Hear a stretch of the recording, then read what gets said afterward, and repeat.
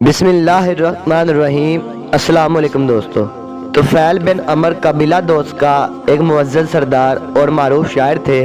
زمانہ جاہلیت میں جب وہ مکہ میں داخل ہوئے تو قریش کے نامور سرداروں نے ان کا استقبال کیا اور کہا کہ اے طفیل، تم ہمارے شہر میں آئے ہو، ہم تمہیں خوش آمدید کہتے ہیں اور تمہاری خیر خواہی کے لیے مشورہ دیتے ہیں کہ ہمارے ایک نوجوان سے بہت محتاط ہو کر رہنا۔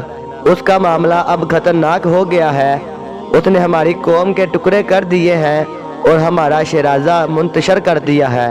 اس کا کلام جادو کی مانند ہے جس سے باپ بیٹے، بھائی بھائی اور میاں بیوی کے درمیان پھوٹ پڑ جاتی ہے۔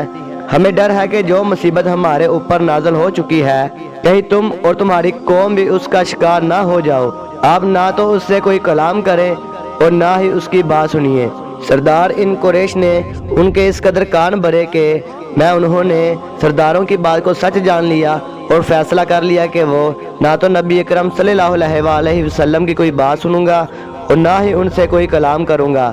یہ فیصلہ کرنے کے بعد انہوں نے کانوں میں روئی ٹھونس کر حرم میں جانا شروع کیا کہ محمد صلی اللہ علیہ وسلم کا جادو ان پر نہ اثر کر جائے۔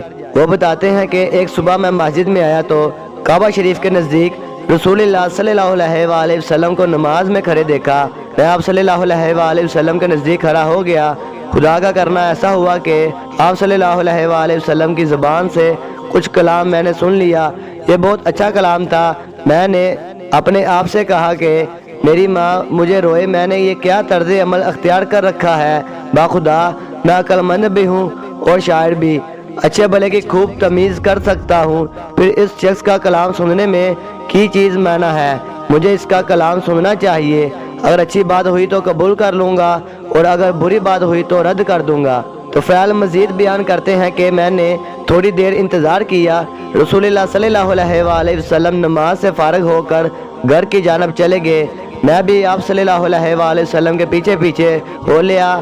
آپ صلی اللہ علیہ وسلم اپنے گھر میں داخل ہو گئے۔ میں نے دستک دی اور میں بھی اندر چلا گیا۔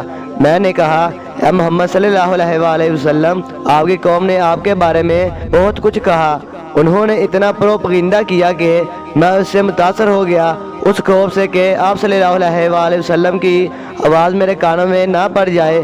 میں نے کانوں میں روئی ٹھونس لی اور اللہ کو منظور تھا کہ میں آپ صلی اللہ علیہ وسلم کا کلام سن لوں۔ چنانچہ میں نے آپ کا کلام سنا اور اسے اچھا پایا۔ آپ صلی اللہ علیہ وسلم اپنی دعوت کا تعارف کرائیں۔ چنانچہ حضور صلی اللہ علیہ وسلم نے میرے سامنے اسلام کی دعوت پیش کی اور قرآن حکیم کی تلاوت فرمائی۔ خدا کی قسم، میں نے زندگی بھر اس سے بہتر بات نہ سنی تھی اور نہ اس سے زیادہ انصاف و عدل سے بھرپور کلام مجھ تک پہنچا تھا۔ طفیل کہتے ہیں کہ میں نے اسلام قبول کر لیا اور کلمہ شہادت پڑھ کر آئندہ کے لیے شہادت کا حق فریضہ سر انجام دینے کا عہد کر لیا۔ میں نے عرض کیا کہ اے اللہ کے نبی، میں اپنی قوم میں محترم معزز ہوں اور میری بات سب ہی مانتے ہیں۔ اب میں اپنی قوم کے پاس واپس جا رہا ہوں تو انہیں اسلام کی دعوت کیسے دوں گا؟ آپ صلی اللہ علیہ وسلم میرے لیے دعا کریں، اللہ مجھے کوئی ایسی نشانی عطا فرما دے جو دعوت حق کے کام میں میری معاون ثابت ہو۔ حضور صلی اللہ علیہ وسلم نے دعا فرمائی، اے اللہ اسے کوئی کرامت نشانی عطا فرما۔ میں اپنی قوم کی جانب واپس لوٹا۔ ایک پہاڑی کی چونٹی پر پہنچا جہاں قبیلے کے گھر اور آبادی نظر آتی تھی۔ اچانک میری پیشانی پر دونوں آنکھوں کے درمیان مشعل کی طرح روشنی چمکنے لگی۔ میں نے دعا کی، اے اللہ یہ روشنی میرے چہرے کے علاوہ کسی اور چیز میں پیدا کر دی جائے، کیونکہ میری قوم کے جاہل اسے مرض قرار دے کر کہیں گے کہ باپ دادا کے دین کو چھوڑ دینے کی وجہ سے یہ لاحق ہو گیا ہے۔ بس روشنی میرے چہرے سے میری چھری کے سرے پر آ گئی۔ قوم نے دور سے دیکھا جیسے قندیل روشن ہو۔ میں بلندی سے ان کی جانب اترتا آ رہا تھا اور سب لوگ دیکھ کر حیران ہو رہے تھے، یہاں تک کہ اندھیری رات میں نے سفر طے کیا اور قبیلے کے درمیان اپنے گھر پہنچ گیا۔